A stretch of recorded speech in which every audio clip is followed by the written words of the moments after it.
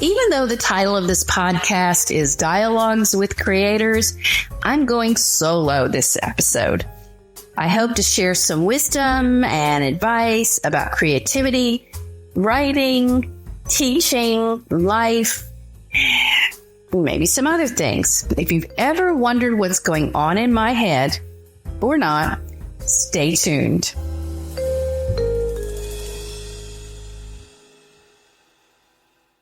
Howdy, hola, good afternoon, bonjour, and hello, or maybe it's good morning. I'm recording this on Sunday, April 21st. These podcasts have been coming out every 2 weeks. So far this season, I have interviewed 8 folks. I want to review them. So first of all, you'll go back and listen to the episode and that you will also look them up. My goal in this endeavor is to get listeners to know about creative people who are out there and need your attention, if you will. Debbie and Danny Lance were the first in this season, and I call them spiritual or ministry entrepreneurs. They began the East Ridge Creative Arts Center on Ringgold Road in East Ridge. It's near the corner of Ringgold Road and Belvoir. This includes a coffee shop, and I've enjoyed a fine sandwich there and a cup of coffee. I encourage you to check them out because they are bringing arts and the church together in this really unique way.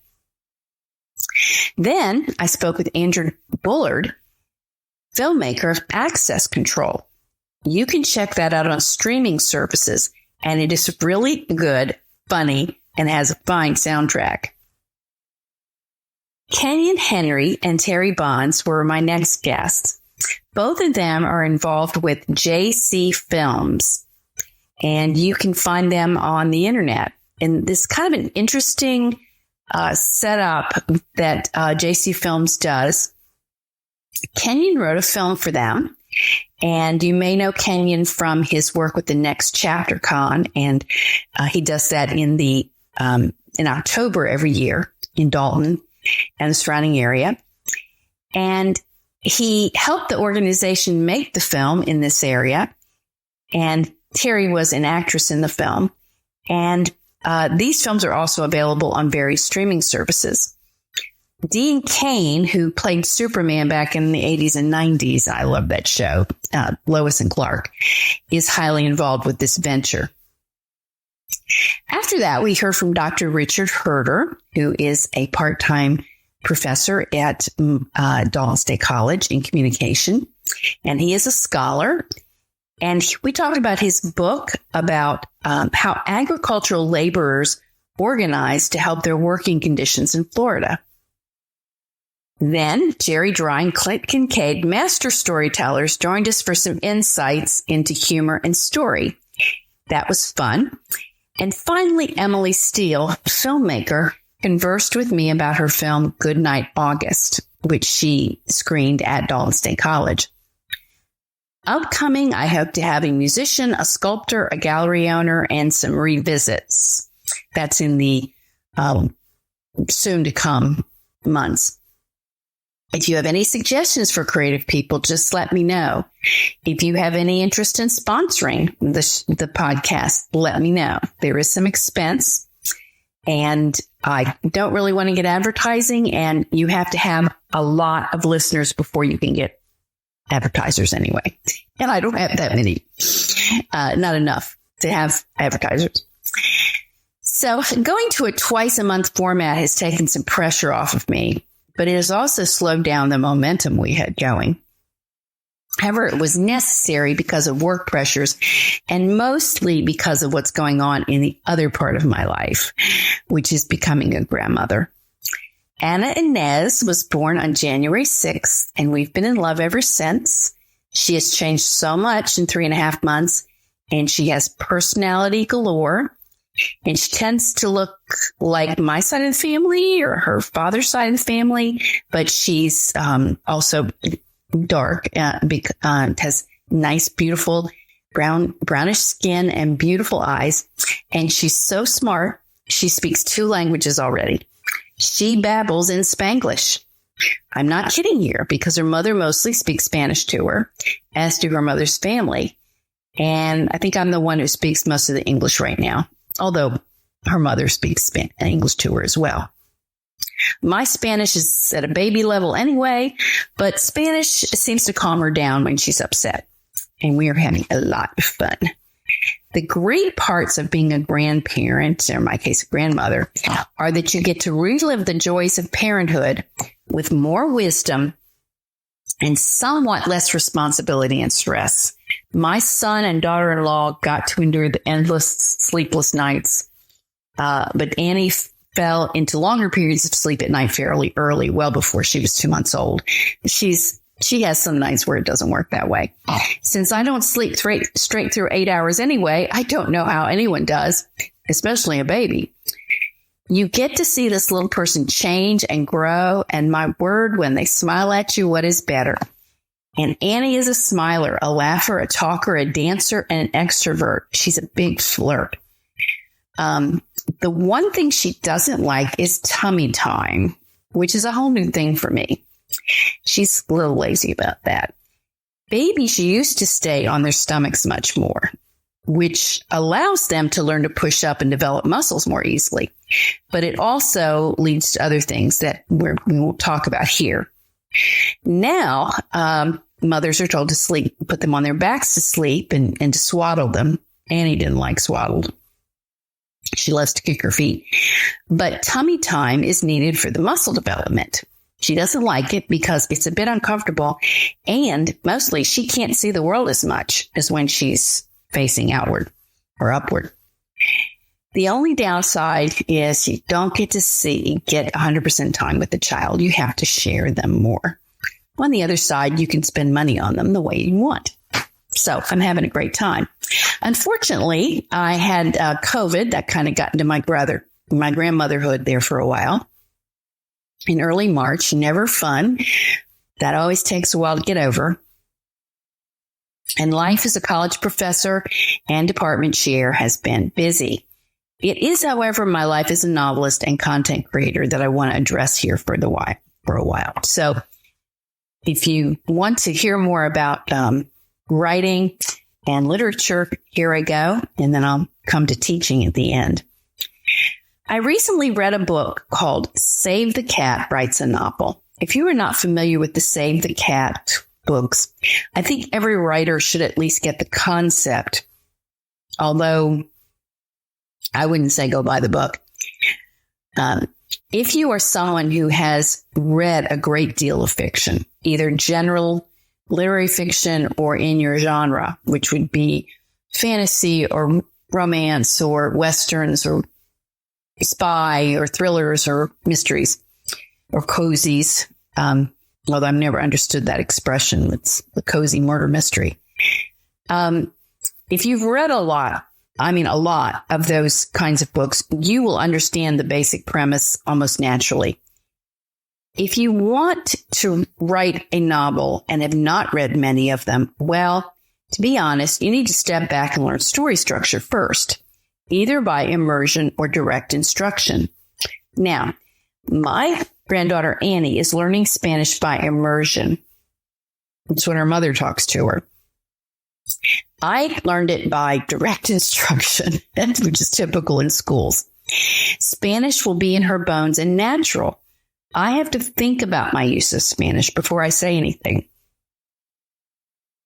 On the other hand, I learned novel structure less by direct instruction than by reading hundreds of them before I started to write them.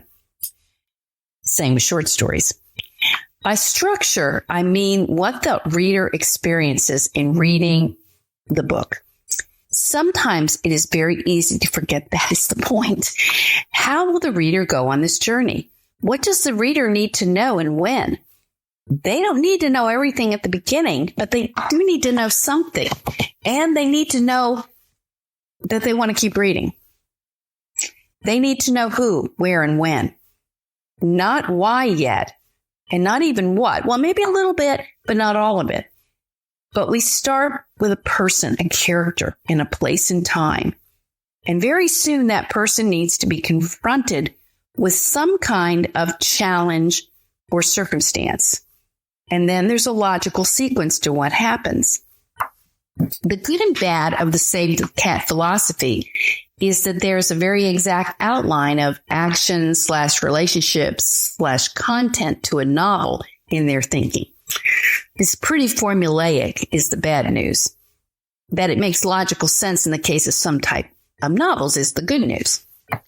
The term Save the Cat comes from the advice that the character has to do something good early on for the readers to like them, at least some.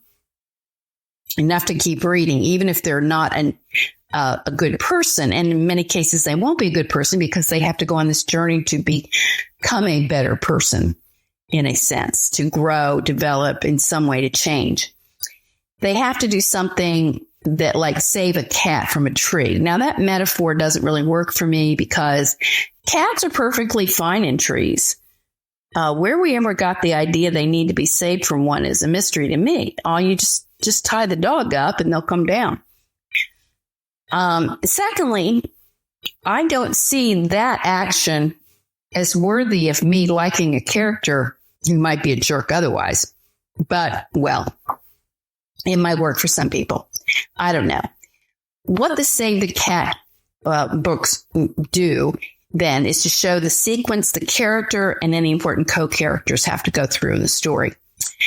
As such, I thought the basic idea was helpful because it does focus on the reader experience more than the writer's motivations or pet themes or desire to write something that is like William Faulkner. It focuses on what makes a story, at least for modern film-oriented readers, work. The original Save the Cat book was about filmmaking, and really people do expect something film-like in structure when they read a novel. Now, whether they should or not is a different question, but I remember a young daughter friend of mine saying how boring and how hard it was to read Pride and Prejudice. She'd seen the movies and the miniseries, but Jane Austen is about dialogue and wit and manners and satire as much as a rom-com plot. In a rom-com, there is a meet cute. Now, there is no meet cute in Pride and Prejudice. Darcy insults Elizabeth's looks, and she happens to overhear it, which automatically gives her prejudice against him, as well as the fact that he's a stuffed shirt. Then in a rom-com, there's a complication between these two lovers in what seems to be a budding relationship. The complication, it starts at the beginning in Pride and Prejudice, and the complications are all about her family, Mr. Collins, Lydia's a mess, Wickham, all that. And then in a rom-com, after the complications, they get together. That happens in Pride and Prejudice, but she sees his real character because of what he does for her family, whom he has insulted, which is sort of like a rom-com, but there's a lot more about her own deep realization of her own flaws, which is not rom-com-y. In fact, one of the flaws Save the Cat writes a novel is that Jessica Brody tries to make some classics fit her formula, and all that shows is she doesn't understand them. Case in point is Jane Eyre. Now, I've read Jane Eyre at least 3 times, and I'm reading it again. And the reason I'm talking about the book here is that I read other writers' work, and sometimes the writing is led more by everything else than sticking to a coherent story that is going somewhere, where people do reasonably sequential and logical things, not expected things, but not off the wall, not out of nowhere. There's the old Chekhov's gun analogy, and this is Chekhov, the Russian writer, not from Star Trek. If you mention a gun in the first act, the gun must have a point later. You don't just randomly bring stuff up that doesn't go anywhere. A fantasy world must follow its own rules, even if you made them up. And tangents to build character must contribute to the river of the story, not just sit there as pools. Maybe that's a metaphor I will use. Think of the Tennessee River. It has lots of creeks and tributaries, and they all lead somewhere. Now, you might think they lead to the Gulf of Mexico, but that's going to be my point here. If you have a little finger of the river that goes off into a wetland with no outlet, well, we know what happens there. It stagnates. Kind of nasty. All the elements must move toward its goal. Maybe that metaphor works, but no, it doesn't entirely. Yes, you might think the Tennessee River goes to the Gulf, and I've been told that because we have seagulls in Chattanooga, and they come up on the barges, but it doesn't get there naturally. You have to depend on an Army Corps of Engineers project called the Tennessee Tombigbee Waterway. Tombigbee River is a river in Alabama. You can look this up.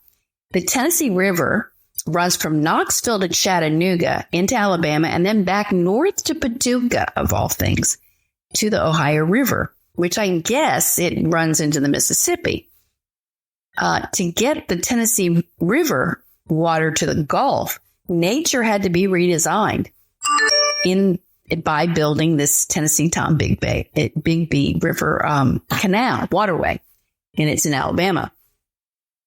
In the same way, a storyteller takes nature and natural flow of human activity, daily activity in some cases, times, and redesigns it a bit, changes reality a bit to make it interesting. Now, I'm going to bring up a concept here that's going to seem a little weird. There's a principle in advertising and design called MAYA, M-A-Y-A. That stands for most advanced yet acceptable, or accessible would work too, I think. You can look this up. It's basically the idea that for an innovation to be useful, it has to improve what already is, but can't be too strange for people to accept it. And I think an example would be if Steve Jobs somehow had invented the iPhone in the late 80s, as opposed to the mid 2000s, it would have been too much. People would not have accepted it. There had to be some evolution to where they got used to the idea of actually having a cell phone before he could do what he did. The idea is that there's a sweet spot. Actually, when you try to sell a book to a publisher, you have to say it's like a famous novel, but different. And you're really saying better when you say that. But that's how we pitch a lot of things. Why? Because of MAYA, most advanced yet acceptable. There's a bridge between what is and what the audience or consumer will accept. Now, some artists are way ahead of their time, like a Van Gogh, but he also suffered immeasurably for that. And it was a hard life for him. So if you don't change reality a little, the story is just, I got up, I ate breakfast, I took a shower, I drove to work, blah, blah, blah. The storyteller engineers a story, a person getting to a place they would not naturally be by bringing elements, building the Tennessee Tombigbee Waterway between the regular and the possible. Just like the Tennessee Tombigbee Waterway was an act of creativity, that is where our creativity comes in. I'm reminded of the play Our Town. I love that play, and I get teased for that. But really, I only love it for one reason, the twist in the last act. The whole point of it is that these are super ordinary people. But the main character, a young wife, dies in childbirth in the last act. And that's where it changes. She and the other deceased people in the town, Our Town, are in the cemetery, and they're having a conversation as dead people. And she wants to go back. She can't accept this new state of being of a dead person. And she wants to relive one day. And she says, and they let her, and she says, it'll be her 11th birthday. And it's heartbreaking because she realizes how wonderful every day of life is while you're living it, but no one there living that 11th birthday realize it. They're just humdrumming through it. As another example, let's take Jane Eyre, which I'm reading now again, as I said, if you don't know the novel, but have watched the movies of it, you really don't know the novel, but you get the general idea. Jane's life takes her to some unusual places, to say the least. There are some twists in the story, especially after she leaves Rochester, for good reason, in my opinion, where you could say that wasn't believable. What happens is she is discovered and saved and found by her cousins, and she ends up, she doesn't know they're her cousins, but they happen to be, and in the middle of nowhere. And she also ends up an heiress. So maybe it is unbelievable. Maybe it's not. Coincidences happen in real life, and I can tell you many for myself. But I would argue that she has, Charlotte Bronte has put the at least some of that in the early part of the novel, so that it's not totally unexpected. You wouldn't expect them, but you're not blown away by them. The storyteller builds the story so that the turns and twists are surprising, most advanced, yet acceptable, because the seeds of those elements have been planted earlier. However, we could get into a discussion. Should Jane even love Rochester? Well, she loves him before she finds out about Bertha, the mad woman, the first wife.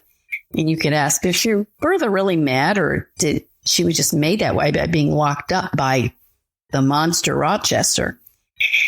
And Jane loves Rochester through his offering her to be his mistress after the wedding doesn't go through, and she would have no legal protection, and it would be against her value system. And she loves him when she no longer needs him financially, because she inherits plenty of money, and he's in a different stage of life. She found such a connection with him before all the obstacles that she still loved him. I'd have said enough is enough after the wedding gets called off, but that is the point. Jane Eyre's character is of such great virtue and integrity despite her trials, and she has this need, and you have to have a character who needs something, who wants something greatly. She needs to be loved since she's been so mistreated. But she won't have him as his mistress. It's the real commitment or nothing. Would a modern woman accept her situation? Well, some do. We judge them for it, I suppose, but we don't judge Jane. We root for her because she keeps her values within her framework. We feel such empathy for her because of her mistreatment, and yet how faithful and she has been throughout this. And that is the end point of this discussion. We have to feel a connection and empathy for the characters. And so now for the commercial. Well, the promo. During COVID, I did a lot of writing, but writing is not the same as producing something you want other people to read. That's probably a topic for another podcast, but writing is essentially communicating and is about connection with the reader. So a writer has to think of audience first. I don't mean about making money. I mean creating a reading experience for others, serving your readers that way, if you will. I read a lot of novels in critique groups, and some of them have great promise. And this is not an overall blanket endorsement or criticism, and this was several years ago, so nobody who is listening to this would know who it is. I read a novel for a critique group where the first 5 pages were a woman sitting in her bathtub contemplating bubbles and just thinking. Nobody else was there. We didn't know this person. We just knew she was liked how the bubbles looked on her legs, and she was thinking about stuff. 50 pages on, something inciting still hadn't happened. And we'd been introduced to some people, but we didn't know what the main character wanted or what the main conflict was. I learned a long time ago, start with the snake. Start in the middle of the action, like Homer did, and use backstory in media res, but make people want to read.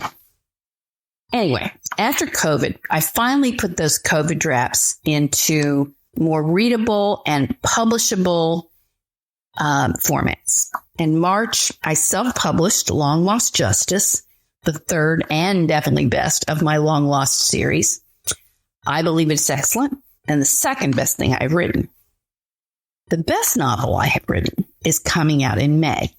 It's being published by Colorful Crow Publishing of Calhoun, and which is owned by Carly Land. And I want you to look into them.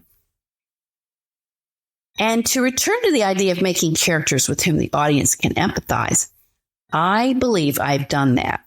In fact, one of my beta readers says I created an iconic character that will be very hard to forget. I really appreciate that. It is a very different book from Long Lost Justice, or really anything else I've written. Long Lost Justice starts with a violent hate crime that is never solved or even investigated for decades. Lying In, which is the book I'm publishing next, it will be published in hardcover at first, as well as Kindle, is set in Appalachian, Virginia. Now, or you might say Appalachian, Virginia, but we'll not argue over that.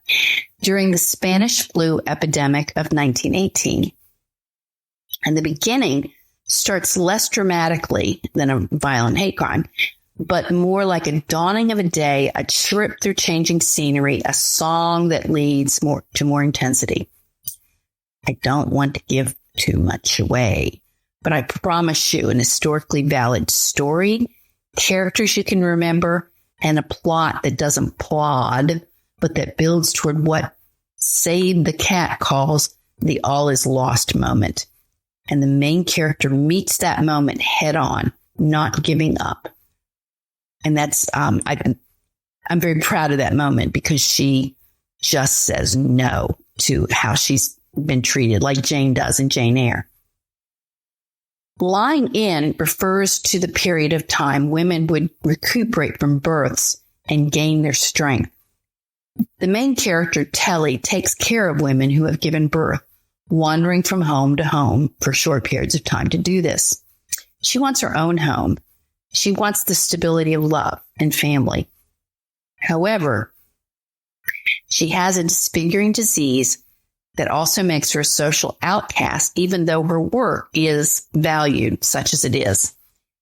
So we have a character with backstory thrown in an epidemic and worse, and she has to move her way through it with grit and faith. I think you'll enjoy it. The 7 who have read it have enjoyed it. I will be having book launches, and I plan to obnoxiously publicize this one. I think I finally got it right after 10 of them. Finally, I want to talk about teaching. This little thing I've been thinking. Teaching well is the biggest creative enterprise in the world.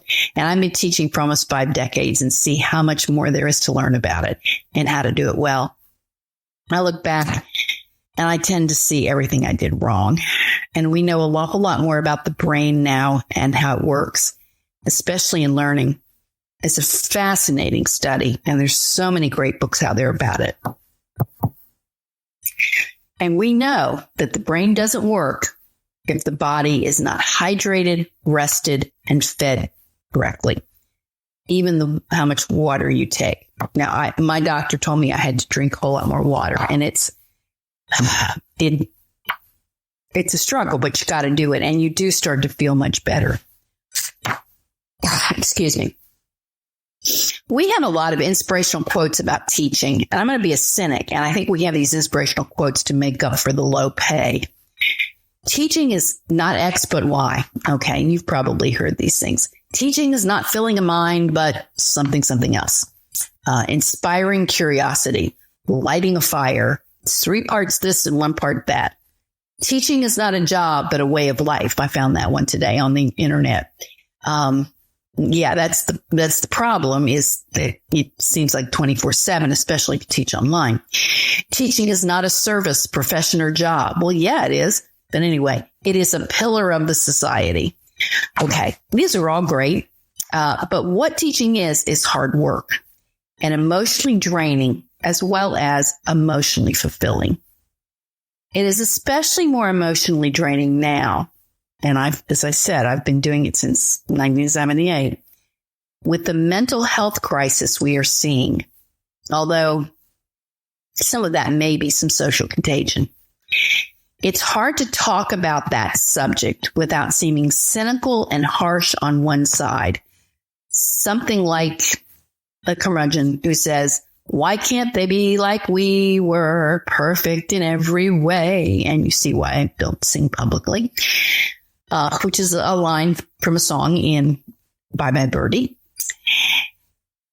And so it's hard to talk about the subject about being this old crank, or in the other side, being too willing to accept the idea of our young people today as fragile, weak, incapable beings with no resilience, no brains, no ability to figure it out for themselves. And so I find myself in this conundrum here. Recently, a book has come out by Jonathan Haidt, Haidt, and I have not read it yet. I will. It's pricey. I'm going to see if a library has it. And but he's saying what most of us already know, that the phones, the social media, and the continual access and connectivity to the internet and such has done this, has created just a mess. And he interestingly, and I talked about this with my life group today at church, I said, he himself is not a person of faith, but he says, the only thing that's going to change this is collective action, where parents say, we're going to change this. And he said, the most logical place for this to start is in the church and in faith communities. And yeah, I mean, why do we have phones in church? Seriously, they're there to distract. They distract me, and I'm an old person. So I think he makes a very good point for someone who's, an expert social science psychologist, but not really in our tribe, if you will, or tribe of Christian people. So anyway, I'm just very mindful of that. And Jean Twenge in iGen, she was really doing the same thing, but just 7 years ago. But the teaching takes a lot of creativity, even more now with the AI generation at everyone's fingertips. And this is usually used to create an obviously not student-written essay or paper. And it takes a lot of creativity with the mental health needs. I can't get into specifics, but I have dealt directly or indirectly with at least 5 big mental health problems in the last couple of months. And like a lot of professors, I and my colleagues, we have empathy. We want to help. We know the students can't learn when their bandwidth, if you will, is so narrowed by these issues. And these issues sometimes are very serious: trauma, illness, pressures that we just can't imagine. Unfortunately, we also have 2 other things, along with our empathy and desire to help. We have a lack of training to deal with them. And I don't even know how you would, without spending some really intense time with faculty to say, this is what you should do, other than call public safety. And I hate to say this, but we also have a basic fear of saying and doing the wrong thing, and it unintentionally blown up in our faces.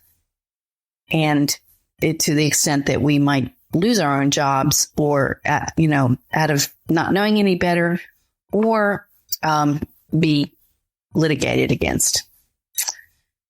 Hence, more pressure. A professor in an R1 may only have the pressure of publication or dealing with his or her colleagues, whom I hear can be quite jerky. A professor in an access college has the pressure of not knowing what the mental health possibilities in her or his classroom are. I'm just saying, I hope that in the time I have left in life, I can help people who want to be in the classroom with young people in higher ed, be better instructors, even if I step away from the classroom myself. And that is something that I hope to achieve as I look towards retirement. Thank you for listening. Please go back and listen to the others this season and in previous seasons. I don't say that because I'm going to make any money of it. I say it because I have talked with some really neat, fascinating people. Bye-bye.